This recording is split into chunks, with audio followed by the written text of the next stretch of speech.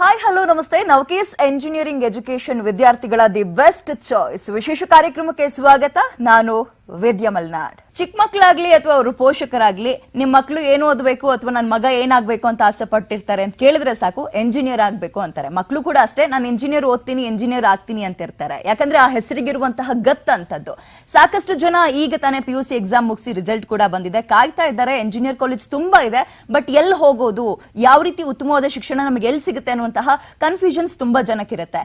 ಇದಕ್ಕೆ ಉತ್ತರ ಅನ್ನುವಂತ ಇವತ್ತು MS ರಾಮಯ್ಯ ಶಿಕ್ಷಣ ಸಂಸ್ಥೆಗಳ ಅಂಗಸಂಸ್ಥೆಯಾದ ನವಕೀಸ್ ವಿದ್ಯಾಸಂಸ್ಥೆ, ನವಕೀಸ್ ಎಂಜಿನಿಯರಿಂಗ್ ಕಾಲೇಜ್ ಉತ್ತಮವಾದ ಎಜುಕೇಶನ್ ಅನ್ನ ಕೊಡ್ತಾ ಇದೆ. ಅಲ್ಲಿ ಈ ಒಂದು ಸುಸಜ್ಜಿತವಾದ ಭವ್ಯ ಕಟ್ಟಡ ಆಗಿರಬಹುದು, ಜೊತೆಗೆ ಕ್ಯಾಂಪಸ್ ಆಗಿರಬಹುದು, ಲ್ಯಾಬ್ಗಳಾಗಿರ್ಬೋದು, ಎಲ್ಲವೂ ಕೂಡ, ಜೊತೆಗೆ ಗೆಸ್ಟ್ ಫ್ಯಾಕಲ್ಟಿ ತುಂಬಾ ಇಂಪಾರ್ಟೆಂಟ್ ಅಂದ್ರೆ ಇದೇ ವಿಚಾರ, ಇವೆಲ್ಲವೂ ಕೂಡ ಸುಸಜ್ಜಿತವಾಗಿದೆ ಅಂತ ಹೇಳ್ತಾ ಇದ್ದಾರೆ. ಹಾಗಾದ್ರೆ ಈ ಒಂದು ಕಾಲೇಜಿನ ಬಗ್ಗೆ ಮತ್ತಷ್ಟು ಮಾಹಿತಿ ನಿಮಗೆ ಸಿಗಬೇಕು ಅಂದ್ರೆ ಮಿಸ್ ಮಾಡದೆ ಈ ಕಾರ್ಯಕ್ರಮವನ್ನ ನೋಡಿ. ಈ ಒಂದು ನವಕೀಸ್ ಕಾಲೇಜಿನ ಬಗ್ಗೆ, ಎಂಜಿನಿಯರಿಂಗ್ ಕಾಲೇಜ್ ಏನಿದೆ, ಈ ಒಂದು ಕಾಲೇಜಿನ ಬಗ್ಗೆ ಮತ್ತಷ್ಟು ಮಾಹಿತಿನ ತಿಳಿಸ್ಕೊಡ್ಲಿಕ್ಕೆ ನಮ್ಮ ಜೊತೆ ಗೆಸ್ಟ್ ಗಳು ಕೂಡ ಇದ್ದಾರೆ. ಮೊದಲಿಗೆ ಅವ್ರನ್ನ ಕಾರ್ಯಕ್ರಮಕ್ಕೆ ಸ್ವಾಗತ ಮಾಡ್ಕೊಳ್ತೀನಿ.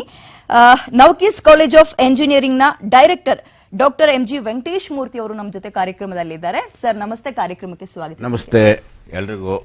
ಇನ್ನು ಅದೇ ಕಾಲೇಜಿನ ಪ್ರಿನ್ಸಿಪಲ್ ಡಾಕ್ಟರ್ HS ಪ್ರಭಾಕರ್ ಅವರು ಕೂಡ ಇದ್ದಾರೆ, ಕಾರ್ಯಕ್ರಮಕ್ಕೆ ಸ್ವಾಗತ ಮಾಡ್ಕೊಳ್ಳೋಣ. ಹಾಯ್ ಸರ್, ಕಾರ್ಯಕ್ರಮಕ್ಕೆ ಸ್ವಾಗತ. ನಮಸ್ಕಾರ, ಎಲ್ರಿಗೂ ನಮಸ್ಕಾರ. ಎಸ್, ಈಗ ಇಬ್ರು ಕೂಡ ಸಾಕಷ್ಟು ಮಾತಾಡಿಸ್ತೀನಿ. ತುಂಬಾ ಕ್ವೆಶನ್ಸ್ ಇದೆ ಕಾಲೇಜ್ ಬಗ್ಗೆ ಕೇಳಕ್ಕೆ. ಅದಕ್ಕೂ ಮುಂಚೆ ಆ ಕಾಲೇಜಿನ ಚೇರ್ಮನ್ ಆ ಒಂದು ಕಾಲೇಜ್ ಬಗ್ಗೆ ವಿಸ್ತೃತವಾದ ಮಾಹಿತಿಯನ್ನ ಕೊಟ್ಟಿದ್ದಾರೆ. ಏನ್ ಹೇಳಿದ್ದಾರೆ ನೋಡ್ಕೊ ಬರೋಣ ಬನ್ನಿ. In the year 2000, Navkis Educational Center, Gokula, we started the first project. It's a CBSE school, so 1600 students ಇವಾಗ ಓದ್ತಾ ಇದ್ದಾರೆ. ನಂತರ 2003 ಬ್ಯಾಂಗ್ಳೂರ್ ನೆಲಮಂಗಲ ರೋಡಲ್ಲಿ ದಾಸನಪುರದಲ್ಲಿ Navkis residential PU college for boys start ಮಾಡಿದ್ವಿ. ಸೊ ನಂತರ 2010 ಮೈಸೂರಿನಲ್ಲಿ ನವಕೀಸ್ ಎಜುಕೇಷನ್ ಸೆಂಟರ್ ಸ್ಟಾರ್ಟ್ ಮಾಡಿದ್ವಿ. ಇಟ್ಸ್ ಆಲ್ಸೋ CBSE ಸ್ಕೂಲ್, ಅಲ್ಲಿ 1300 ಸ್ಟೂಡೆಂಟ್ಸ್ ಓದ್ತಾ ಇದ್ದಾರೆ. ನಂತರ 2013 ಮೈಸೂರಿನಲ್ಲೇ ನವಕೀಸ್ PU ಅಕಾಡೆಮಿ ಸ್ಟಾರ್ಟ್ ಮಾಡಿದ್ವಿ. ಅಲ್ಲಿ commerce and science both streams ಇದೆ. ಸೊ ನಂತರ 2016 ಬ್ಯಾಂಗ್ಳೂರ್ ನೆಲಮಂಗಲ ರೋಡಲ್ಲಿ ದಾಸನಪುರದಲ್ಲೇ Navkis residential PU college for girls ಶುರುವಾಯಿತು. ನಂತರ 2019 ಕಳೆದ ವರ್ಷ ಹಾಸನ್ನಲ್ಲಿ Navkis college of engineering start ಮಾಡಿದ್ದೀವಿ. This is the brief information of Navkis group of institutions. Sir, ಈಗ ನವಕೀಸ್ ಎಂಜಿನಿಯರಿಂಗ್ ಕಾಲೇಜ್ ಹಾಸನದಲ್ಲಿದೆ, ಅದ್ರ ಬಗ್ಗೆ ಚಿಕ್ಕ ಪರಿಚಯ ಮಾಡ್ಕೊಡೋದಾದ್ರೆ ನಮ್ಮ ವೀಕ್ಷಕರಿಗೆ ಏನ್ ಹೇಳ್ತೀರಿ? ಈಗಾಗಲೇ ಹೇಳಿದಾಗೆ ನವಕೀಸ್ ಕಾಲೇಜ್ ಆಫ್ ಇಂಜಿನಿಯರಿಂಗ್ ಹಾಸನದಲ್ಲಿದೆ. ಇದು BM ರೋಡ್, ಬ್ಯಾಂಗ್ಳೂರ್ ರೋಡ್ನಲ್ಲಿ ಹಾಸನದಿಂದ ಮಂಗಳೂರು ಕಡೆಗೆ ಸುಮಾರು 8 ಕಿಲೋಮೀಟರ್ ದೂರದಲ್ಲಿದೆ. ಇದು 12 ಎಕರೆ ಕ್ಯಾಂಪಸ್ನಲ್ಲಿ ಹಸಿರು ವಾತಾವರಣದಲ್ಲಿ ತುಂಬಾ ಓದೋದಕ್ಕೆ ಅನುಕೂಲವಾದಂಥ ವಾತಾವರಣದಲ್ಲಿ ತುಂಬಾ ಚೆನ್ನಾಗಿದೆ. ಎಜುಕೇಷನ್ಗೆ ಬೇಕಾದಂತಹ, ಇಂಜಿನಿಯರಿಂಗ್ ಎಜುಕೇಷನ್ಗೆ ಬೇಕಾದಂತಹ ಲ್ಯಾಬ್ರೇಟರಿಗಳು, ಕಂಪ್ಯೂಟರ್ಗಳು, ಲೇಟೆಸ್ಟ್ ಎಲೆಕ್ಟ್ರಾನಿಕ್ಸ್ ಲ್ಯಾಬ್ರೇಟರಿಗಳು, ಮೆಕ್ಯಾನಿಕಲ್ ವರ್ಕ್ಶಾಪು, ನುರಿತ ಶಿಕ್ಷಕರು ಪ್ರತಿಯೊಬ್ಬರೂ ಇಲ್ಲಿದ್ದಾರೆ. ಕ್ಯಾಂಪಸ್ನಲ್ಲಿ ಹಾಸ್ಟೆಲ್ ಫೆಸಿಲಿಟಿ ಸಹ ಇರುತ್ತದೆ. ಕ್ಯಾಂಟೀನು, ATM, ಪೋಸ್ಟ್ ಆಫೀಸ್ ಪ್ರತಿಯೊಂದು ಇದೆ. ಟ್ರಾನ್ಸ್ಪೋರ್ಟೇಷನ್ ಫೆಸಿಲಿಟಿ ಸಹ ಇದೆ. ಒಟ್ಟಿನಲ್ಲಿ ಹೇಳೋದಾದ್ರೆ ಒಂದು ಉತ್ತಮವಾದ ಎಜುಕೇಶನ್ ಪಡೆಯಲು ಸಿಟಿಯಿಂದ ದೂರ, ಯಾವುದೂ ಗೋಜಲುಗಳಿಲ್ಲದೆ ಇರುವಂತಹ ಪ್ರಶಾಂತವಾದ ವಾತಾವರಣದಲ್ಲಿ ಈ ಕಾಲೇಜು ಇದೆ. ಇನ್ನು ಸರ್, ಈಗ ಉತ್ತಮವಾದ ಶಿಕ್ಷಣ ಬೇಕು ಅಂದ್ರೆ ಉತ್ತಮವಾದ ಸೌಲಭ್ಯ ಕೂಡ ಅಷ್ಟೇ ಇಂಪಾರ್ಟೆಂಟ್ ಆಗಿರುತ್ತೆ. ಈ ಒಂದು ಕಾಲೇಜ್ ಬಗ್ಗೆ ಹೇಳೋದಾದ್ರೆ ಉತ್ತಮ ಸೌಲಭ್ಯಗಳ ಬಗ್ಗೆ ತಿಳಿಸ್ಕೊಟ್ಬಿಡಿ. ಮುಖ್ಯವಾಗಿ ಒಂದು ಒಳ್ಳೆಯ ಇಂಜಿನಿಯರಿಂಗ್ ಕಾಲೇಜ್ ಅಥವಾ ಯಾವುದೇ ಕಾಲೇಜ್ ಆದ್ರೂ ದೊಡ್ಡ ವಿಚಾರ ಏನು ಅಂತಂದ್ರೆ ನುರಿತ ಶಿಕ್ಷಕರು ಇರಬೇಕು, ತುಂಬಾ ಎಕ್ಸ್ಪೀರಿಯನ್ಸ್ಡ್ ಫ್ಯಾಕಲ್ಟಿ ಬೇಕು. ಈಗ ನಮ್ಮ ಕಾಲೇಜ್ನಲ್ಲಿ ಸೀನಿಯರ್ ಲೆವೆಲ್ನಲ್ಲಿ ಡಾಕ್ಟರೇಟ್ ಆಗಿರ್ತಕ್ಕಂಥ PhD ಪಡೆದಿರ್ತಕ್ಕಂಥ ಪ್ರೊಫೆಸರ್ಗಳಿದ್ದಾರೆ. ಕನಿಷ್ಠ 6 ರಿಂದ 8 ವರ್ಷ ಎಕ್ಸ್ಪೀರಿಯನ್ಸ್ ಆಗಿರ್ತಕ್ಕಂಥ ಜೂನಿಯರ್ ಫ್ಯಾಕಲ್ಟಿಗಳಿದ್ದಾರೆ. ಅವರೆಲ್ಲರೂ ಅವರವರ ಎಜುಕೇಶನ್ಗಳನ್ನ ಪೀರಿಯಾಡಿಕಲಿ ಅವರು ಅದನ್ನ ಮತ್ತೆ ಉತ್ತಮ ಪಡಿಸ್ಕೊಳ್ತಾ ಇರ್ತಾರೆ. ಮೊದಲನೇ ವಿಚಾರ ಉತ್ತಮವಾದಂಥ ಶಿಕ್ಷಕರು ಬೇಕಾಗಿರುತ್ತೆ. ಎರಡನೇದಾಗಿ ಸೌಲಭ್ಯಗಳು, ಲ್ಯಾಬೊರೇಟರಿ ಸೌಲಭ್ಯಗಳು ಬೇಕಾಗಿರುತ್ತೆ. ಅತ್ಯುತ್ತಮವಾದಂಥ AICTE ಮತ್ತು VTU ಯೂನಿವರ್ಸಿಟಿನವರು ಏನೇನು ಪ್ರಿಸ್ಕ್ರೈಬ್ ಮಾಡಿದಾರೋ ಅದಕ್ಕೆ ತಕ್ಕಂತೆ ಅತ್ಯುತ್ತಮವಾದಂತಹ ಸೌಲಭ್ಯಗಳಿರ್ತಕ್ಕಂಥ ಲ್ಯಾಬೊರೇಟರಿಗಳು ನಮ್ಮಲ್ಲಿ ಇವೆ. ಅದಲ್ಲದೆ ನಮ್ಮಲ್ಲಿ ಕ್ಯಾಂಪಸ್ನಲ್ಲಿ ಇವತ್ತಿನ ವಿದ್ಯಾಭ್ಯಾಸ ಕ್ರಮಕ್ಕೆ ಬೇಕಾದಂತ ಒಳ್ಳೆಯ internet facility, campus wide wifi facility ಇದೆ. ಒಳ್ಳೆಯ ಲೈಬ್ರರಿ, ಅದರಲ್ಲಿ ಸಾಕಷ್ಟು ಅವ್ರಿಗೆ ಬೇಕಾದಂತಹ ಎಲ್ಲ ರೀತಿಯ ಪುಸ್ತಕಗಳು ಸಿಗ್ತವೆ. ಟೆಕ್ಸ್ಟ್ ಬುಕ್ಗಳಿರ್ಬೋದು, ರೆಫರೆನ್ಸ್ ಬುಕ್ಸ್ ಇರ್ಬೋದು, ಡಿಜಿಟಲ್ ಲೈಬ್ರರಿ ಇರ್ಬೋದು, ಒಳ್ಳೆಯ ಸೈಂಟಿಫಿಕ್ ಜರ್ನಲ್ಸು, ಮ್ಯಾಗಝೈನ್ಸು ಇಂಥದೆಲ್ಲ ಸಿಗುವಂಥ ಫೆಸಿಲಿಟಿ ಇರಬಹುದು ಇದೆ. ಇದಲ್ದಲೆ ಮಕ್ಕಳ ಎಲ್ಲ ವಿದ್ಯಾಭ್ಯಾಸಕ್ಕೆ ಎಲ್ಲ ಬೇಕಾದಂಥ ಎಲ್ಲ ಸೌಲಭ್ಯಗಳು ಕೂಡ ನಮ್ಮ ಕ್ಯಾಂಪಸ್ನಲ್ಲಿ ಇದೆ. ಈಗ ಸರ್, ಈಗ ಒಬ್ಬ ವ್ಯಕ್ತಿ ಅಥವಾ ಒಬ್ಬ ಸ್ಟೂಡೆಂಟ್ ಆದವನು ಸಂಶೋಧನೆ ಅಥವಾ ರಿಸರ್ಚ್ ಅಲ್ಲಿ ಭಾಗವಹಿಸಿಕೊಳ್ಳೋದಕ್ಕೆ ನಿಮ್ಮ Navkis college, engineering college Hassan ಏನಿದೆ, ಯಾವ ರೀತಿ ಉಪಯುಕ್ತವಾಗಿದೆ ನೀವೇ ಹೇಳ್ಬಿಡಿ ಸರ್. ಈಗ ಸಂಶೋಧನೆಯಲ್ಲಿ ಮುಖ್ಯವಾಗಿ ನಮ್ಮ ಅಧ್ಯಾಪಕರುಗಳೇ ಪಾಲ್ಗೊಳ್ತಾರೆ. ಅವರು ಹೆಚ್ಚಿನವರೆಲ್ಲ ಡಾಕ್ಟರೇಟ್ಗಳಿಗೆ ರಿಜಿಸ್ಟರ್ ಮಾಡ್ಕೊಂಡಿರ್ತಾರೆ, ಅವರು ಸಂಶೋಧನೆ ನಡೆಸ್ತಾ ಇರ್ತಾರೆ. ಸಾಲದ್ದಕ್ಕೆ ಈ ಫಂಡಿಂಗ್ ಏಜೆನ್ಸೀಸ್ ಇಂದ ರಿಸರ್ಚ್ ಪ್ರಾಜೆಕ್ಟ್ಸ್ಗಳು ಬಂದಿರ್ತವೆ, ನಾವು ಅಪ್ಲೈ ಮಾಡಿ ತಗೊಂಡಿರ್ತೀವಿ. ಆ ಆನ್ ಗೋಯಿಂಗ್ ಲೈವ್ ಪ್ರಾಜೆಕ್ಟ್ಸ್ ಯಾವ್ದು ರಿಸರ್ಚ್ ಪ್ರಾಜೆಕ್ಟ್ಸ್ ಇರುತ್ತೆ, ಅದರಲ್ಲಿ ವಿದ್ಯಾರ್ಥಿಗಳಿಗೂ ಕೂಡ ಪಾಲ್ಗೊಳ್ಳೋದಕ್ಕೆ ಅವಕಾಶ ಇರುತ್ತೆ. ಅದಲ್ದಲೆ ನಾವು ಬೇರೆ ಬೇರೆ higher institution of higher learning ಇರಬಹುದು ಅಥವಾ ಬೇರೆ ಇಂಡಸ್ಟ್ರೀಸ್ ಜೊತೆ MOUಗಳು, ಮೆಮೊರಾಂಡಮ್ ಆಫ್ ಅಂಡರ್ಸ್ಟ್ಯಾಂಡಿಂಗ್ ಅಂತ ಮಾಡ್ಕೊಂಡಿರ್ತೀವಿ. ನಮ್ಮ ವಿದ್ಯಾರ್ಥಿಗಳು ಅಲ್ಲಿಗೆ ಹೋಗಿ ಏನಾದ್ರು ಕಲ್ತ್ಕೊಂಡ್ ಬರೋದಿರುತ್ತೆ, ಅಲ್ಲಿಯ ಎಕ್ಸ್ಪರ್ಟ್ಸ್ ನಮ್ಮಲ್ಲಿ ಬಂದು ವಿದ್ಯಾರ್ಥಿಗಳಿಗೆ, ಅಧ್ಯಾಪಕರುಗಳಿಗೆ ಬೇಕಾದಷ್ಟು ವಿಚಾರಗಳನ್ನ ಶೇರ್ ಮಾಡ್ತಾ ಇರ್ತಾರೆ. ಇದಲ್ದಲೆ ನಮ್ಮ ಮಕ್ಕಳು ಈ KSCST ಇರ್ಬೋದು ಅಥವಾ ಯೂನಿವರ್ಸಿಟಿ ಇರ್ಬೋದು, ಸ್ಪಾನ್ಸರ್ಡ್ ಪ್ರಾಜೆಕ್ಟ್ಸ್ ಗಳನ್ನ ವಿದ್ಯಾರ್ಥಿಗಳಿಗೆ ಅಂತಾನೆ ಸೌಲಭ್ಯಗಳಿದೆ. ಅದನ್ನ ನಾವು ತುಂಬಾ ಉತ್ತಮವಾಗಿ ಅವರಿಗೆ ಎನ್ಕರೇಜ್ಮೆಂಟ್ ಕೊಟ್ಟು ಅಂತ ಪ್ರಾಜೆಕ್ಟ್ ಗಳಲ್ಲಿ ಭಾಗವಹಿಸೋದಕ್ಕೆ ಅವಕಾಶ ಮಾಡಿಕೊಡ್ತೀವಿ. ಇತ್ತೀಚಿನ ದಿನಗಳಲ್ಲಿ ಸರ್ ಹೆಂಗಾಗಿದೆ ಅಂದ್ರೆ, ಹೇಳಿ ಸರ್, ಹೇಳಿ. ಇದಕ್ಕೆ ಸೇರಿಸಬೇಕು ಅಂದ್ರೆ ಸ್ಪೆಸಿಫಿಕ್ ಆಗಿ ಸಪರೇಟ್ ರಿಸರ್ಚ್ ಸೆಂಟರ್ ಇಟ್ಟಿದೀವಿ. ಅದರಲ್ಲಿ ವಿದ್ಯಾರ್ಥಿಗಳು ಪುರ್ಸೊತ್ತಾಗಿದ್ದಾಗ, ಟೀಚರ್ಸ್ ಪುರ್ಸೊತ್ತಾಗಿದ್ದಾಗ ಅಲ್ಲಿ ಕೂತು ಡಿಸ್ಕಸ್ ಮಾಡಿ ಸ್ಮಾಲ್ ಮಾಡೆಲ್ಸ್ ಡೆವಲಪ್ ಮಾಡೋದು ಎಲ್ಲ ಇದೆ. ನಮ್ಮ ಮ್ಯಾನೇಜ್ಮೆಂಟ್ ವತಿಯಿಂದಾನು ಎಷ್ಟು ಬೇಕಷ್ಟು ಸಣ್ಣ ಪುಟ್ಟ ಸಹಾಯಗಳನ್ನ ಫೈನಾನ್ಷಿಯಲಿ ಮಾಡ್ತೀವಿ. ಇತ್ತೀಚಿನ ದಿನಗಳಲ್ಲಿ ಕಾಲೇಜುಗಳಲ್ಲಿ ಹೆಂಗೆ ಅಂದ್ರೆ, ಗುಂಪಲ್ಲಿ ಗೋವಿಂದ, ನೀನು ಓದು ಬಿಡು, ನಾವು ಮಾಡ್ಬೇಕಾಗಿರೋ ಕರ್ತವ್ಯ ಎಷ್ಟು, ನಾನು ಪಾಠ ಮಾಡಿ ಹೋಗ್ತೀನಿ, ಈ ತರ ಸಾಕಷ್ಟಿದೆ. ಬಟ್ ನೌಕೀಸ್ ಎಂಜಿನಿಯರಿಂಗ್ ಕಾಲೇಜಲ್ಲಿ ಹೇಳೋದಾದ್ರೆ, ಒಬ್ಬ ಸ್ಟೂಡೆಂಟ್ ನ ಅವನು ಈ ರೀತಿಯಾಗಿದ್ದಾನೆ, ಅವನಿಗೆ ಇನ್ನೂ ಸ್ವಲ್ಪ ಪ್ರೋತ್ಸಾಹ ಕೊಟ್ರೆ ಇನ್ನೂ ಮುಂದುವರಿತಾನೆ, ಈ ತರ ಹೇಳೋದಾದ್ರೆ ಆ ಅವಕಾಶಗಳಿದೆಯಾ ನೌಕೀಸ್? ಅವಕಾಶಗಳಿದೆ. ಪ್ರಾಕ್ಟರ್ ಸಿಸ್ಟಮ್ ಅಂತ ಇದೆ. 10 ವಿದ್ಯಾರ್ಥಿಗೆ ಒಬ್ಬೊಬ್ರು ಟೀಚರ್ ನಾವು ಅಟ್ಯಾಚ್ ಮಾಡಿರ್ತೀವಿ. 10 ಜನಕ್ಕೆ ಒಬ್ಬ ಟೀಚರ್ನ ಅಟ್ಯಾಚ್ ಮಾಡಿರ್ತೀವಿ. ಅವರು ಅವರ ಪರ್ಸನಲ್ ಪ್ರಾಬ್ಲಮ್ ಇಂದ ಹಿಡಿದು ಎಜುಕೇಶನ್ ಪ್ರಾಬ್ಲಮ್ ಅವ್ರಿಗೆ ಏನಿದೆ ಪ್ರತಿಯೊಂದನ್ನು ಅವರು ವಿಚಾರಿಸ್ತಾರೆ. ಕಾನ್ಫಿಡೆನ್ಷಿಯಲ್ ಪ್ರಾಬ್ಲಮ್ ಇದ್ರು ಸಹ ನಮ್ಮ ಸೀನಿಯರ್ಸ್ ಉಪಯೋಗ ಬರೋದು ಅಲ್ಲಿ. ಕಾನ್ಫಿಡೆನ್ಷಿಯಲ್ ಪ್ರಾಬ್ಲಮ್ ಇದ್ರು ಅವರು ನಮಗೆ ಹೇಳ್ತಾರೆ. ಅವಾಗ ಕರೆದು ಕೇಳ್ತೀವಿ ಅವ್ರ ಮನೆ ಬ್ಯಾಕ್ ಗ್ರೌಂಡ್ ಏನಾಗಿದೆ, ಏನ್ ಕಾರಣ, ಯಾಕೆ ಅವರು ಡಲ್ ಆಗಿದ್ದಾರೆ, ಸೈಕಲಾಜಿಕಲ್ ಪ್ರಾಬ್ಲಮ್ ಇದೆಯಾ, ತಂದೆ ತಾಯಿಗೆ ಹುಷಾರಿಲ್ವಾ, ಇವರಿಗೆ ಹುಷಾರಿಲ್ವಾ, ಅಥವಾ ಓದಿದ್ದು ಅರ್ಥ ಆಗ್ತಾ ಇಲ್ಲ. ಕೆಲವು ಟೀಚರ್ಸ್ ನಿಜವಾಗ್ಲೂ ಚೆನ್ನಾಗಿ ಮಾಡ್ತಾ ಇರ್ತಾರೆ, ವಿದ್ಯಾರ್ಥಿ ಮಟ್ಟ ಅಲ್ಲಿಗಿರೋದಿಲ್ಲ, ಆದ್ರಿಂದ ಓದಿದ್ದು ಅವ್ರಿಗೆ ಅರ್ಥ ಆಗ್ತಾ ಇರೋದಿಲ್ಲ, ಹೇಳ್ಕೊಡ್ಬೇಕು. ಯಾಕೆ ಅಂದ್ರೆ ನಾವು ಹೈಯರ್ ಲರ್ನಿಂಗ್, ನಮ್ಮ ಟೀಚರ್ಸ್ ಹೆಚ್ಚು ಕಲ್ತು ಬಂದಿರ್ತಾರೆ, ಸಣ್ಣದೇನು ಹೇಳ್ಕೊಡೋದು ಅಂತಾರೆ. ಇವರು ಒಂದು ಮರೀತಾರೆ, ಕೋಟಿ ಎಣಿಸೋದಕ್ಕೂ 0ಯಿಂದ ಸ್ಟಾರ್ಟ್ ಮಾಡಬೇಕು ಅನ್ನೋದನ್ನ ನಮ್ಮ ಟೀಚರ್ಸ್ ಮರ್ತು ಬಿಡ್ತಾರೆ. ಕೋಟಿಗೆ ಲಕ್ಷದಿಂದ ಎಣ್ಸಕ್ ಶುರು ಮಾಡ್ತಾರೆ. 1ರಿಂದ ಲಕ್ಷದವರೆಗೆ ಹೇಳೋದನ್ನು ಹೇಳ್ಕೊಡ್ಬೇಕಾಗತ್ತೆ. ಆಗ ನಾವು ಟೀಚರ್ಗೂ ಕೌನ್ಸಿಲಿಂಗ್ ಮಾಡ್ತೀವಿ. ನೋಡಿ, ಇಷ್ಟು ಕೆಲವು ವಿದ್ಯಾರ್ಥಿಗಳು ಈ ಕ್ಲಾಸಲ್ಲಿ ಈ ತರ ಆಗಿದೆ, ಆದ್ರೆ ಸ್ಪೆಷಲ್ ಕ್ಲಾಸ್ ಮಾಡಿ, ಇನ್ನೊಂದು ಮಾಡಿ. ಅಕಸ್ಮಾತ್ ಲ್ಯಾಂಗ್ವೇಜ್ ಪ್ರಾಬ್ಲಮ್ ಇರುತ್ತೆ, ಅದು ಪ್ರಾಬ್ಲಮ್ ಇದ್ದೇ ಇದೆ ರೂರಲ್ ಕಾಲೇಜ್ಗಳಲ್ಲಿ. ಇಂಗ್ಲಿಷ್ ಒಂದೇ ಅಲ್ಲ, ಇಂಗ್ಲಿಷು ಕಂಗ್ಲೀಷು ಎಲ್ಲ ಮಾಡಿ ಹೇಳಿ ಅಂತೀವಿ. ಅದಕ್ಕೆ ಪ್ಲೇಸ್ಮೆಂಟ್ ಅಂಡ್ ಟ್ರೈನಿಂಗ್ ನಲ್ಲಿ ಇಂಗ್ಲಿಷ್ ಕ್ಲಾಸಸ್ ಬೇರೆ ಹೇಳ್ತಾ ಇರ್ತೀವಿ. 1ನೇ ವರ್ಷಕ್ಕೆ ಸೇರಿದಾಗ ಅವರ ಇಂಗ್ಲಿಷ್ ಲೆವೆಲ್ ಕಡಿಮೆ ಇದ್ರೆ 3ನೇ ವರ್ಷಕ್ಕೆ ಬರೋದ್ರಲ್ಲಿ ಯಾರಿಗೂ ಕಡಿಮೆ ಇರೋದಿಲ್ಲ, ಅಷ್ಟು ಮಟ್ಟಕ್ಕೆ ಬರುತ್ತೆ. ಸರಿ, ನಾವು ಕಾಲೇಜ್ನಲ್ಲಿ ಎಂಜಿನಿಯರ್ ಅಂದ ತಕ್ಷಣ ಸಾಕಷ್ಟು ಬ್ರಾಂಚ್ಗಳಿರುತ್ತೆ. ಗೊತ್ತಿಲ್ಲದಲ್ಲೇ ಇರೋರಿಗೆ ಅವನು ಎಂಜಿನಿಯರ್ ಓದ್ಕೊಂಡಿದ್ದಾನೆ ಅಂತ ಅನ್ಸುತ್ತೆ. ಈ ಮೆಕ್ಯಾನಿಕಲ್ ಆಗಿರ್ಬೋದು, ಕಂಪ್ಯೂಟರ್ ಸೈನ್ಸ್ ಆಗಿರ್ಬೋದು. ಸೊ ನೌಕೀಸ್ ಎಂಜಿನಿಯರಿಂಗ್ ಕಾಲೇಜ್ ಹಾಸನದಲ್ಲಿ ಯಾವೆಲ್ಲ ಬ್ರಾಂಚ್ಗಳಿದೆ ಸರ್? ನಮ್ಮಲ್ಲಿ 4 ಬ್ರಾಂಚ್ಗಳಿದೆ ಈಗಿನ ಇದರಲ್ಲಿ ಪರಿಸ್ಥಿತಿಯಲ್ಲಿ. ಸಿವಿಲ್ ಇಂಜಿನಿಯರಿಂಗ್ ಇದೆ, ಕಂಪ್ಯೂಟರ್ ಸೈನ್ಸ್ ಇಂಜಿನಿಯರಿಂಗ್ ಇದೆ, ಎಲೆಕ್ಟ್ರಾನಿಕ್ಸ್ ಅಂಡ್ ಕಮ್ಯುನಿಕೇಶನ್ ಇಂಜಿನಿಯರಿಂಗ್ ಇದೆ, ಮತ್ತು ಮೆಕ್ಯಾನಿಕಲ್ ಇಂಜಿನಿಯರಿಂಗ್ ಇದೆ. ಸರ್, ಈಗ ಇನ್ನೊಂದು ಮೇನ್ ಕ್ವೆಶ್ಚನ್ ಅಂದ್ರೆ, ಕಾಲೇಜ್ ಏನೋ ಹಾಸನದಲ್ಲಿದೆ, ಬಹಳ ಬಹಳ ಸುಂದರವಾದ ಕಾಲೇಜು, ನಾವು ಕೂಡ ನೋಡ್ತಾ ಇದ್ವಿ. ಆದ್ರೆ ನಾನ್ ಬೆಂಗಳೂರಲ್ಲಿದ್ದೀನಿ, ನಾನ್ ಮೈಸೂರಲ್ಲಿದ್ದೀನಿ, ಕಾಲೇಜ್ ನೋಡಿದ್ರೆ ಹಾಸನದಲ್ಲಿದೆ, ಹೆಂಗಪ್ಪ ಓದೋದು? ಹಾಸ್ಟೆಲ್ ಫೆಸಿಲಿಟೀಸ್ ಇದೆಯಾ ಅನ್ನುವಂಥದ್ದು ಸಾಕಷ್ಟು ಪ್ರಶ್ನೆ. ಏನ್ ಹೇಳ್ತೀರಾ ಸರ್ ಅಂತ? ಹಾಸ್ಟೆಲ್ ಫೆಸಿಲಿಟಿ ಇದೆ, ಆನ್ ಕ್ಯಾಂಪಸ್ ಹಾಸ್ಟೆಲ್ ಫೆಸಿಲಿಟಿ ಇದೆ. ಲೇಡೀಸ್ ಹಾಸ್ಟೆಲ್ ಬೇರೆ ಇದೆ, ಬಾಯ್ಸ್ ಹಾಸ್ಟೆಲ್ ಬೇರೆ ಇದೆ. ನೀವು ಪ್ರಶ್ನೆ ಕೇಳಿದ್ರೆ ಬೆಂಗಳೂರಿದ್ದೀವಿ ಹೇಗೆ ಈಗ ಬರೋದು ಅಂತ. ಹಿಂದಿಂದ ನೋಡಿದ್ದೀನಿ, ನಾನು 50ನೇ ವರ್ಷ ಸರ್ವಿಸ್ ಮಾಡ್ತಾ ಇದ್ದೀನಿ. ಬೆಂಗಳೂರಲ್ಲಿ ಇದ್ರೆ ಬೆಂಗಳೂರಲ್ಲಿ ಓದಕ್ಕಾಗಲ್ಲ. ಎಷ್ಟೋ ಸರಿ ಏನಾಗುತ್ತೆ ಅಂದ್ರೆ, ಒಂದು ಪಾರ್ಟ್ ಅಲ್ಲಿ ಇದ್ರೆ ಇನ್ನೊಂದು ಪಾರ್ಟ್ಗೆ ಹೋಗೋದಕ್ಕೆ 25 ಕಿಲೋಮೀಟರ್ ಹೋಗೋದಕ್ಕೆ ದಿನ ಒಂದು ಸೈಡಿಂದ 2 ಅವರ್, 2 ಕಡೆಯಿಂದ 4 ಗಂಟೆ ವೇಸ್ಟ್ ಮಾಡಬೇಕಾಗುತ್ತೆ ಅಂತ ಹೇಳಿ ಎಷ್ಟೋ ಪೇರೆಂಟ್ಸ್ ಏನ್ ಮಾಡಿದ್ದಾರೆ, ಹಾಸನದಂತ ಊರಲ್ಲಿ ಹಾಸ್ಟೆಲ್ ಸೇರಿಸಿ ಕಂಫರ್ಟಬಲ್ ಆಗಿ ಓದಿಸ್ತಾ ಇದ್ದಾರೆ. ಮಕ್ಕಳಿಗೆ ಟ್ರಾನ್ಸ್ಪೋರ್ಟೇಷನ್ ಅಲ್ಲಿ ಮೂವ್ಮೆಂಟ್ ಅಲ್ಲೇ ಟೈಮ್ ಜಾಸ್ತಿ ಹೋಗಬಾರ್ದು. 2-3 ಗಂಟೆಗಳ ಕಾಲ ಅವ್ರು ಬರೀ ಓಡಾಡೋದ್ರಲ್ಲೇ ಕಳಿಬೇಕು. 3-4 ಗಂಟೆನೂ ಆಗುತ್ತೆ.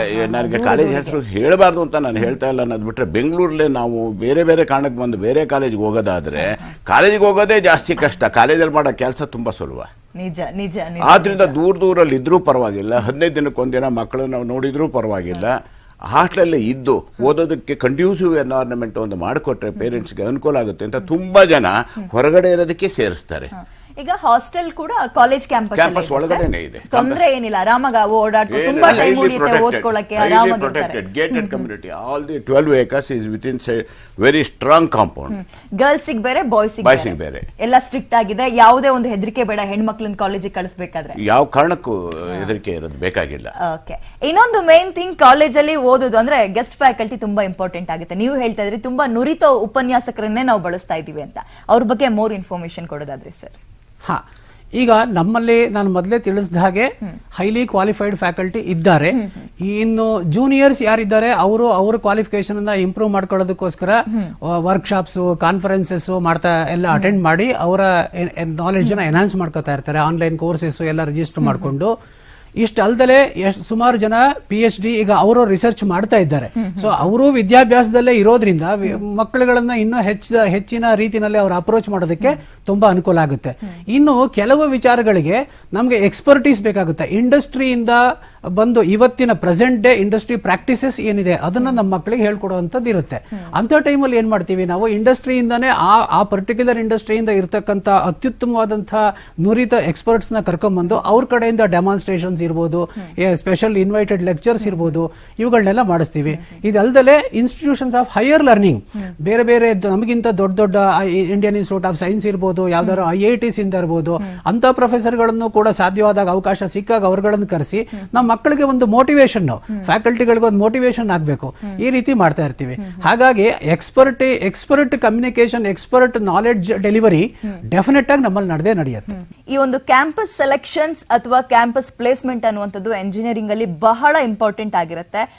ಇದ್ರ ಬಗ್ಗೆ ನಿಮ್ಮಲ್ಲೂ ಕೂಡ ಸಾಕಷ್ಟು ಡೌಟ್ ಇರುತ್ತೆ. ನಂಗೂ ತುಂಬಾ ಡೌಟ್ ಇದೆ, ಅವ್ರ ಹತ್ರನೇ ಕೇಳೋಣ ಬನ್ನಿ ಸರ್. ಈಗ ಕ್ಯಾಂಪಸ್ ಸೆಲೆಕ್ಷನ್ ಅಥವಾ ಕ್ಯಾಂಪಸ್ ಪ್ಲೇಸ್ಮೆಂಟ್ ಅನ್ನುವಂಥದ್ದು ಬಹಳ ಮುಖ್ಯ ಅಂತ ಕೇಳ್ತಾ ಇರ್ತೀವಿ, ಆದ್ರೆ ನೀವು ಹೇಳಿ ಯಾಕೆ ಮುಖ್ಯ ಅದು? ಕ್ಯಾಂಪಸ್ ಸೆಲೆಕ್ಷನ್ ಯಾಕೆ ಮುಖ್ಯ ಆದ್ರೆ, ಜೀವನಕ್ಕೆ ಆದಾಯ ಬೇಕು. ಜೀವನಕ್ಕೆ ಆದಾಯ ಬೇಕಾದ್ರಿಂದ ಕೆಲಸ ಬೇಕು ಅನ್ನೋದನ್ನ ಕ್ಯಾಂಪಸ್ ಅಲ್ಲಿ ಕೆಲಸ ಸಿಗೋದನ್ನ ಕ್ಯಾಂಪಸ್ ಪ್ಲೇಸ್ಮೆಂಟ್ ಅಂತ ಹೇಳ್ತಾರೆ. ಕ್ಯಾಂಪಸ್ ಪ್ಲೇಸ್ಮೆಂಟ್ ಪ್ರತಿಯೊಬ್ಬರಿಗೂ ಆಗಬೇಕು ಅನ್ನೋದು ನಮ್ಮ ಇಚ್ಛೆ.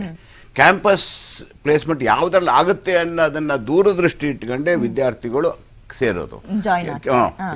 ಉದಾಹರಣೆಗೆ ಕಂಪ್ಯೂಟರ್ ಸೈನ್ಸ್ ಅಥವಾ ಇನ್ಫಾರ್ಮೇಶನ್ ಟೆಕ್ನಾಲಜಿ ಟೋಟಲಿ ಕೆಲಸ ಸಿಗುತ್ತೆ, ಇವತ್ತು ಸಿಗುತ್ತೆ ಅಂತ ಅದಕ್ಕೆ ಫಸ್ಟ್ ಬಂದು ಸೇರ್ತಾರೆ. ಹಾಗೆ ನೆಕ್ಸ್ಟ್ ಎಲೆಕ್ಟ್ರಾನಿಕ್ಸ್. ಇನ್ನು ಕೆಲವರು ಸೆಲ್ಫ್ ಎಂಪ್ಲಾಯ್ಮೆಂಟ್ ಮಾಡಬೇಕು ಅಂತ ಇರ್ತಾರೆ. ಅಂತ ಸೆಲ್ಫ್ ಎಂಪ್ಲಾಯ್ಮೆಂಟ್ ಮಾಡಬೇಕು ಅನ್ನೋರೆಲ್ಲ ಮೆಕ್ಯಾನಿಕಲ್, ಸಿವಿಲ್ ಇಂಥ ಬ್ರಾಂಚ್ಗಳು ಸೇರ್ಕೊಳ್ತಾರೆ. ಹೌದು, ನಮ್ಮದು ಇಚ್ಛೆ ಪೇರೆಂಟ್ಸ್ಗಿದ್ದಾಗೆ, ಜನರಲ್ ಪಬ್ಲಿಕ್ ಇದ್ದಾಗೆ ಪ್ರತಿಯೊಬ್ಬನಿಗೂ ಎಂಪ್ಲಾಯ್ಮೆಂಟ್ ಸಿಗಬೇಕು. ಎಷ್ಟಾಗುತ್ತೆ ಅಷ್ಟು ಪಾಸಿಬಿಲಿಟಿ ಪ್ರಯತ್ನ ಮಾಡಬೇಕು. ಅದಕ್ಕೆ ರೆಡಿ ಮಾಡೋದು ನಮ್ಮ ಉದ್ದೇಶ. ಫಸ್ಟ್ ಇಯರ್ ಇಂದಾನೇ ಶುರು ಮಾಡ್ತೀವಿ ಅವರಿಗೆ. ಅದೇ ಹೇಳಿದ್ವಲ್ಲ ಆಗಲೇ, ಮೊದಲೇ ನಾನು ಹೇಳಿದಾಗ ಇಂಗ್ಲೀಷಲ್ಲಿ ಬೇಕಿದ್ರೆ first English, communication skill. Campus placement ಊರಲ್ಲಿ ಪಕ್ಕದ ಮನೆಯಲ್ಲಿ ಆಗೋದಿಲ್ಲ, across state, across nation, across the world ಪ್ಲೇಸ್ಮೆಂಟ್ಗೆ ಹೋಗಬೇಕಾಗಿರೋದ್ರಿಂದ ಇವತ್ತಿನ ಪರಿಸ್ಥಿತಿನಲ್ಲಿ English very important. Communication skills ಇರಬೇಕು. ಆ ಕಮ್ಯುನಿಕೇಶನ್ ಸ್ಕಿಲ್ಸ್ ಪ್ರೋಗ್ರಾಮ್ ಎಲ್ಲ ನಾವು ಮಾಡ್ತೀವಿ. ಸರ್ ಹೇಳ್ದಂಗೆ ಕ್ಯಾಂಪಸ್ ಅಲ್ಲೇ ಪ್ಲೇಸ್ಮೆಂಟ್ ತಗೊಳ್ಳೋದು ತುಂಬಾ ಇಂಪಾರ್ಟೆಂಟ್. ಯಾಕೆಂತಂದ್ರೆ ಒಂದ್ಸತಿ ಡಿಗ್ರಿ ಮುಗಿದು ಕಾಲೇಜಿಂದ ಆಚೆಗೆ ಬಂದ್ಬಿಟ್ರೆ ಕೆಲಸ ಹುಡುಕೊಂಡು ಹೋಗೋದು ಬಾರಿ ಕಷ್ಟ. ಹೌದು, ತುಂಬಾ ಕಷ್ಟ ಆಗುತ್ತೆ. ಈಗ ವಿದ್ಯಾರ್ಥಿಗಳು ಓದ್ತಾ ಇರೋ ಜಾಗಕ್ಕೆ ಕಂಪನಿಗಳವ್ರು ಬಂದು ಇವನು ಸಾಕಷ್ಟು ಅವರಿಗೆ ಸಾಮರ್ಥ್ಯ ಇದೆ, ನಾವು ಕೆಲ್ಸಕ್ಕೆ ತಗೊಂಡ್ಬಿಡ್ತೀವಿ ಅಂತ ಹೇಳಿದ್ರೆ ಅದಕ್ಕಿಂತ ದೊಡ್ಡ ಸೌಲಭ್ಯ ಇನ್ಯಾವುದೂ ಇಲ್ಲ. ಹಾಗಾಗಿ ಮಕ್ಕಳುಗಳು ಸಾಧ್ಯವಾದಷ್ಟು ಕ್ಯಾಂಪಸ್ ಅಲ್ಲೇ ಸೆಲೆಕ್ಟ್ ಆಗ್ಬೇಕು ಅನ್ನೋದು ಮೊದಲನೇ ಕೆಲಸ. ಕ್ಯಾಂಪಸ್ ನಲ್ಲಿ ಸಿಗಬೇಕು ಅನ್ನೋ ಆಸೆ ಇರುತ್ತೆ, ನಮಗೂ ಅದೇ ಆಸೆ ಇರುತ್ತೆ, ತಂದೆ ತಾಯಿಗಳ ಆಸೆ ಕೂಡ ಅದೇ ಆಗಿರುತ್ತೆ. ಮತ್ತೆ ನಮ್ಮಲ್ಲಿ ಒಂದು ಇಂಡಸ್ಟ್ರಿಯಲ್ ಅಡ್ವೈಸರಿ ಬೋರ್ಡ್ ಅಂತ ಹೇಳಿ ಇಂಡಸ್ಟ್ರಿ ಟಾಪ್ ಎಕ್ಸ್ಪರ್ಟ್ಸ್ ಗಳದ್ದು ಒಂದು ಕಮಿಟಿ ಟೀಮ್ ಮಾಡ್ಕೊಂಡಿದೀವಿ. ಅವರ ಒಪಿನಿಯನ್, ಸಜೆಷನ್ಸ್ ತಗೊಳ್ತೀವಿ. ಸೊ ಯಾವ ರೀತಿ ನಮ್ಮ ಮಕ್ಳುಗಳು ತಯಾರಾಗಬೇಕು, ಇಂತಿಂತ ಕಂಪನಿಗಳಿಗೆ ಹೋಗ್ಬೇಕಾದ್ರೆ ನಾರ್ಮಲಿ ಅವರ ಎಕ್ಸ್ಪೆಕ್ಟೇಷನ್ಸ್ ಏನಿರುತ್ತೆ, ಸೊ ಅದಕ್ಕೆ ಅವ್ರನ್ನ ತಯಾರು ಮಾಡೋದು ಹೇಗೆ ಅಂತ ಹೇಳಿ ಅವ್ರಗಳದ್ದು ಒಪಿನಿಯನ್ ಎಲ್ಲ ತಗೊಂಡು ಅದನ್ನ ನಮ್ಮ ಟ್ರೈನಿಂಗ್ ಪ್ರೋಗ್ರಾಮ್ ಅಲ್ಲಿ ಇನ್ಕಾರ್ಪೊರೇಟ್ ಮಾಡ್ಕೊಂಡ್ಬಿಡ್ತೀವಿ. ಹಾಗಾಗಿ ಮಕ್ಕಳು ಧೈರ್ಯವಾಗಿ ಕ್ಯಾಂಪಸ್ ಇಂಟರ್ವ್ಯೂಗಳನ್ನು ಫೇಸ್ ಮಾಡೋದಕ್ಕೂ ಅನುಕೂಲ ಆಗುತ್ತೆ. ಇಷ್ಟಲ್ದಲೆ ಮತ್ತೊಂದು ಮುಖ್ಯವಾದ ವಿಚಾರ ಇದೆ. ಹಾಸನ ಬೆಂಗಳೂರಿನಿಂದ ತುಂಬಾ ದೂರದಲ್ಲಿದೆ. ನನ್ನ ಪ್ರಶ್ನೆ, ಇದು ಡೌಟ್ ಅಲ್ಲ, ನನ್ನ ಪ್ರಶ್ನೆ ಕೇಳ್ಬೇಕು ಅನ್ಕೊಂಡಿದ್ದೀನಿ. ತುಂಬಾ ಜನರ ಅಂದ್ರೆ ಈ ಪ್ರೋಗ್ರಾಮ್ ನೋಡ್ತಿರೋರಿಗೆ ತುಂಬಾ ಅನ್ಸುತ್ತೆ, ಬೆಂಗಳೂರಂತ ದೊಡ್ಡ ದೊಡ್ಡ ಟೌನ್ಗೆ ಅಥವಾ ನಗರಗಳಿಗೆ ಬಂದಾಗ ದೊಡ್ಡ ದೊಡ್ಡ ಕಂಪನಿಗಳು ಬರ್ತವೆ, ಕ್ಯಾಂಪಸ್ ಸೆಲೆಕ್ಷನ್ ಅಥವಾ ಮಾಡ್ಕೊಂಡು ಹೋಗ್ತಾರೆ ಅಂತ. ಹಾಸನ ದೂರದಲ್ಲಿದೆ, ಅಲ್ಲಿಗೆ ಬರ್ತಾರಾ? ಒಳ್ಳೊಳ್ಳೆ ಕಂಪನಿ ಬರುತ್ತಾ? ಸಾಕಷ್ಟು ಜನರಿಗೆ ಪ್ರಶ್ನೆ. ಸೊ ಅದಕ್ಕೆ ಉತ್ತರ ಕೊಟ್ಬಿಡಿ. ಅದಕ್ಕೆ ಸಾಕಷ್ಟು ಕಂಪನಿಗಳು, ಇನ್ಫ್ಯಾಕ್ಟ್ ದೊಡ್ಡ ದೊಡ್ಡ ಕಂಪನಿಗಳವ್ರು ಬರ್ತಾರೆ, ಹಾಸನಕ್ಕೆ ಬರ್ತಾರೆ, ಮಾಡ್ಕೊಂಡು ಹೋಗ್ತಾರೆ. ಕೆಲವು ಬಾರಿ ಏನಾಗ್ಬಿಡುತ್ತೆ, ಕಂಪನಿಗಳವರು ಯಾವುದೋ ಒಂದು ಕಾರಣಕ್ಕೆ ನಾವು ಇಲ್ಲಿಗೆ ಬರೋದು ಕಷ್ಟ ಆಗುತ್ತಲ್ಲ ಅಂತ ಅಂದಾಗ ನಾವೇನ್ ಮಾಡಿದೀವಿ, ನಮ್ಮ ಸಂಸ್ಥೆಯ ಅಂಗಸಂಸ್ಥೆಗಳು ಬೆಂಗಳೂರಿನಲ್ಲೇ ಇವೆ. ಹಾಗಾಗಿ ನಾವು ಇಲ್ಲೊಂದು ಟ್ರೈನಿಂಗ್ ಅಂಡ್ ಪ್ಲೇಸ್ಮೆಂಟ್ ಆಫೀಸ್ ಕೂಡ ಬೆಂಗಳೂರಿನಲ್ಲಿ ಎಸ್ಟಾಬ್ಲಿಷ್ ಮಾಡ್ಕೊಂಡಿದೀವಿ. ಸೊ ಕಂಪನಿಗಳು ಯಾವುದೇ ಕಾರಣಕ್ಕೆ ಹಾಸನಕ್ಕೆ ಬರೋಕ್ಕಾಗಲ್ಲ ಅಂತಂದ್ರೆ ನಮ್ಮ ಮಕ್ಕಳನ್ನೇ ಅಲ್ಲಿ ಬೆಂಗಳೂರಿಗೆ ಕರ್ಕೊಂಡ್ ಬಂದ್ಬಿಟ್ಟು ಅವರು ಸುಲಭವಾಗಿ ಅವ್ರನ್ನ ಕ್ಯಾಂಪಸ್ ಸೆಲೆಕ್ಷನ್ ಇಂಟರ್ವ್ಯೂ ಪ್ರಾಸೆಸ್ ಮಾಡ್ಕೊಳ್ಳೋದಕ್ಕೆ ಅಸಿಸ್ಟ್ ಮಾಡ್ತೀವಿ. Of the late for the last 10 years ನಾನು ಅಬ್ಸರ್ವ್ ಮಾಡಿದಾಗೆ ರೂರಲ್ ಅಲ್ಲೂ ಪ್ರತಿಭೆಗಳು ಇದೆ ಅನ್ನೋದು ಸಾಫ್ಟ್ವೇರ್ ಕಂಪನಿಗಳಿಗೆ ಗೊತ್ತಾಗಿದೆ. ಸ್ಪೆಸಿಫಿಕ್ ಆಗಿ ಸಾಫ್ಟ್ವೇರ್ ಕಂಪನಿಗಳ ಬಗ್ಗೆ ಮಾತಾಡೋದಾದ್ರೆ ಅವ್ರಿಗೆ ಗೊತ್ತಾಗಿದೆ. ಹಾಗಾಗಿ ಅವರು ಇಷ್ಟು ಅಂತ ರಿಸರ್ವ್ ಮಾಡ್ಕೊಂಡು ರೂರಲ್ ಏರಿಯಾಗೆ ಬಂದು ಸಹ ಇಂಟರ್ವ್ಯೂ ಮಾಡ್ತಾ ಇದ್ದಾರೆ ಕ್ಯಾಂಪಸ್. ಇನ್ನೊಂದು ಸರ್, ಈ ಇತ್ತೀಚೆಗೆ ಯಾರ್ ಕಿವಿಗ್ ತಾನೇ ಬೀಳಲ್ಲ ಹೇಳಿ, ಆನ್ಲೈನ್ ಕ್ಲಾಸ್ ಅನ್ನುವಂತ ಶುರು ಆಗ್ಬಿಟ್ಟಿದೆ. ಈಗ ಆನ್ಲೈನ್ ಇಂಟರ್ವ್ಯೂ ಅಂತ ಕೇಳ್ತಾ ಇದ್ವಿ, ಅಷ್ಟೊಂದು ಜನರಿಗೆ ಹೋಗಿರ್ಲಿಲ್ಲ. ಆನ್ಲೈನ್ ಕ್ಲಾಸ್ ಈಗ ಎಲ್ರಿಗೂ ಗೊತ್ತಾಗಿದೆ. ಈ ಒಂದು ಆನ್ಲೈನ್ ಕ್ಲಾಸ್ ಅಥವಾ ಆನ್ಲೈನ್ ಇಂಟರ್ವ್ಯೂಗೆ ನೀವು ಯಾವ ರೀತಿ ತರಬೇತಿಯನ್ನ ಕೊಡ್ತೀರಿ ಹಾಸನಲ್ಲಿ ನೌಕಿಸ್ ಕಾಲೇಜ್ನಲ್ಲಿ? ಈಗ ಈ COVID-19 ಇಶ್ಯೂ ಶುರುವಾದ್ಮೇಲೆ ಆನ್ಲೈನ್ ಕಾನ್ಸೆಪ್ಟ್ ಎಲ್ಲ ಕಡೆ ಜಾಸ್ತಿ ವೈಬ್ರೆಂಟ್ ಆಗಿ ನಮ್ಮಲ್ಲೇ ಇತ್ತು. ಟೀಚರ್ಸ್ ಅಲ್ಲಿ ಅಥವಾ ಯೂನಿವರ್ಸಿಟಿ ಜೊತೆ ನಾವು ಮಾಡ್ತಾ ಇದ್ವಿ. ಈಗ ಅದನ್ನು ವಿದ್ಯಾರ್ಥಿಗಳ ಲೆವೆಲ್ಗೂ ತಂದಿದ್ದೀವಿ.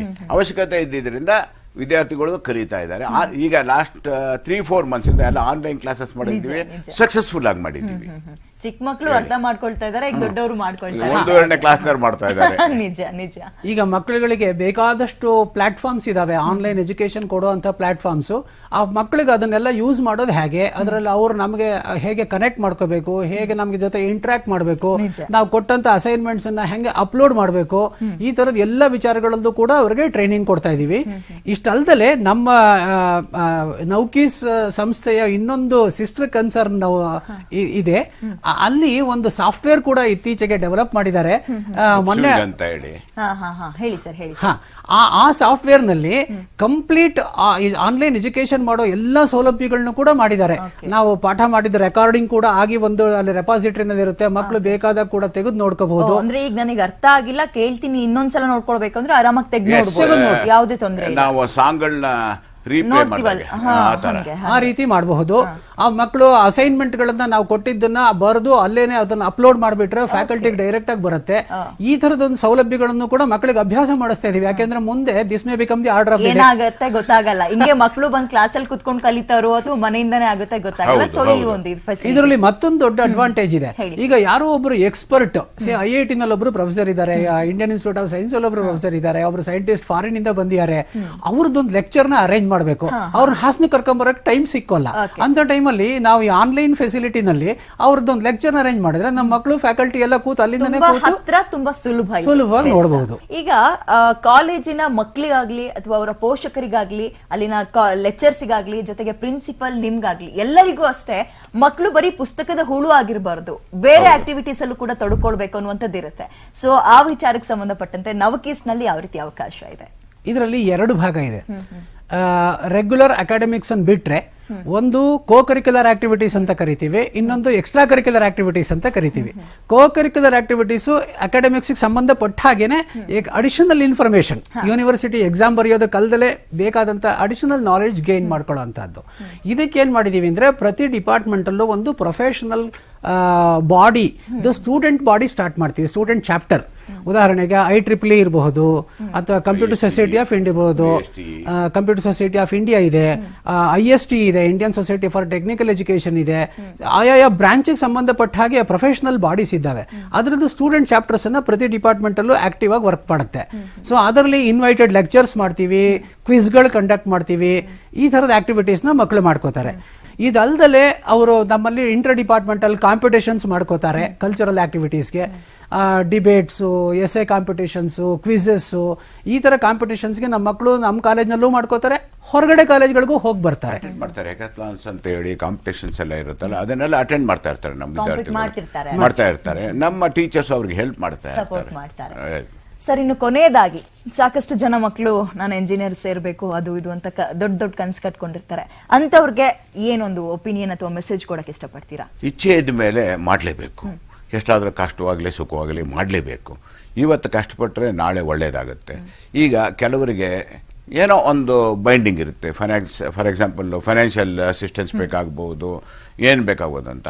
ಈ ಕಾಲೇಜಿನಲ್ಲಿ ಸಹ ಸರ್ಕಾರದಿಂದ ಬರುವಂಥ ಎಲ್ಲ ಥರದ ಸ್ಕಾಲರ್ಶಿಪ್ಗಳು, ಫೈನಾನ್ಷಿಯಲ್ ಏಡ್ಗಳು ಸಿಗುತ್ತೆ.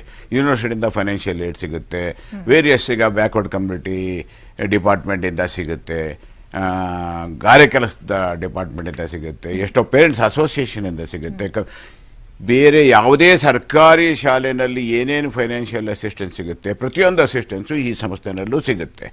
ಅವರು ಬಂದು ಕೇಳಿದರೆ ನಾವು ಪ್ರತಿಯೊಂದಕ್ಕೂ ಸಹಾಯ ಮಾಡ್ತೀವಿ, ಹೇಗೆ ಹೋಗ್ಬೇಕು ಹೇಗೆ ಮಾಡಬೇಕು ಅಂತ.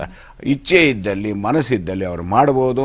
ಸಣ್ಣ ಪುಟ್ಟ ಕಷ್ಟಗಳು ಅವರಿಗೆ ಅಡ್ಡ ಬರಬಾರ್ದು, ಅವರು ಮಾಡಲಿ ಅಂತಾನೆ ಹೇಳ್ತೀನಿ. ಅವ್ರಿಗೆ ಒಳ್ಳೇದಾಗೇ ಆಗುತ್ತೆ. ಓಕೆ ಸರ್, ಇಷ್ಟೊತ್ತು ನಮ್ಮ ಕಾರ್ಯಕ್ರಮದಲ್ಲಿ ಭಾಗವಹಿಸಿ ಕಾಲೇಜ್ನ ಡೈರೆಕ್ಟರ್ ಆಗಿ ಜೊತೆಗೆ ಪ್ರಿನ್ಸಿಪಲ್ ಆಗಿ ನೀವೇ ಖುದ್ದಾಗಿ ಒಂದು ಸಾಕಷ್ಟು ಜನರ ಅಂದ್ರೆ ಸಾಕಷ್ಟು ಮಕ್ಕಳಲ್ಲಿ ಒಂದು ಪ್ರಶ್ನೆ ಕಾಡ್ತಾ ಇತ್ತು, ಹೆಂಗೆ ಏನು ಅಂತ, ಎಲ್ಲದಕ್ಕೂ ಉತ್ತರ ಕೊಟ್ಟಿದ್ದೀರಿ.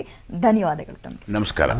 ಎಸ್, ಇನ್ನು ಕಾಲೇಜ್ಗೆ ನೀವು ಅಡ್ಮಿಷನ್ ಆಗಬೇಕು ಅಂದ್ರೆ ವಿಳಾಸ ಈ ರೀತಿಯಾಗಿರುತ್ತೆ, ನೋಟ್ ಮಾಡ್ಕೊಳ್ಳಿ.